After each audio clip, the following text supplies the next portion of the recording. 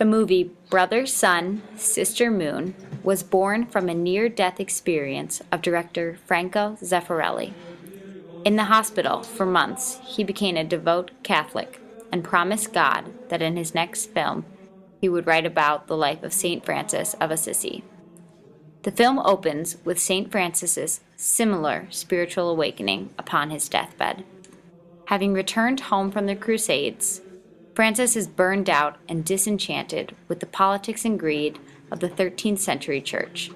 The film gives us an interpretation of his violence-free rebellion.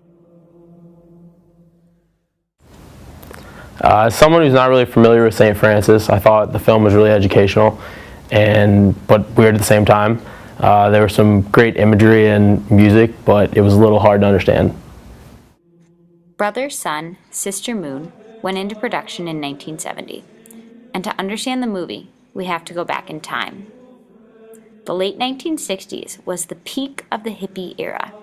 In reaction to the recent Cold War and the brewing Vietnam War, flower children were promoting peace, love, and happiness all over the country. They had created a counterculture, a passive protest. Hippies wanted to celebrate simple pleasures like music and return to nature.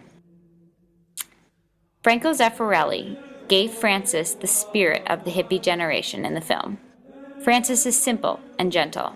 He is in awe of the world around him, yet he shows his rebellion by giving up his possessions to find God through nature. The movie shows the connection between God and nature in its cinematography. The shots are often wide panoramas of the landscape and creatures. The filming itself shows a great contrast between the gloomy medieval town and the vibrant, colorful outdoors.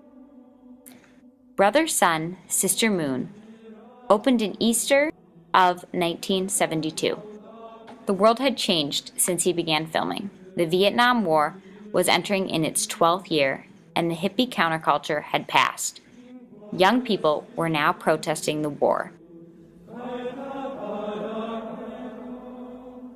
Brother, Sun, Sister, Moon have been a contemporary interpretation. St. Francis was rooted in the 1960s hippie generation. Brother, Sun, Sister, Moon resonates with Catholic audiences today because it creates an ideal St. Francis image that can be communicated lightheartedly to people of all ages.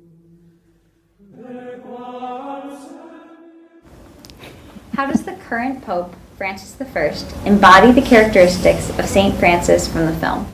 I was always convinced that Francis, the saint, has wonderful stories about him, and I have visited Assisi many times. I have had many pets, so St. Francis is important to me in many ways.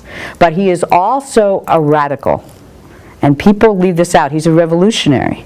For his time, remember, it's the end of the 12th, beginning of the 13th century. We haven't gotten to the Renaissance yet. And yet he's basically embodying a whole series of characteristics, this interest in humanity and humanism, this interest in the average person, in poverty. And poverty is not necessarily a bad thing. And in these ways, Francis the Pope, Bishop of Rome, is very much like the Saint Francis of Assisi, in the films, in the legends, in the myths, because he is also trying to make things more simple, more clear, a sense of more, if you want to call it Brother, Sun, Sister, Moon, clarity of light in seeing the world. And he is also saying the church must change to meet the times. How is Francis I going to differ from previous popes?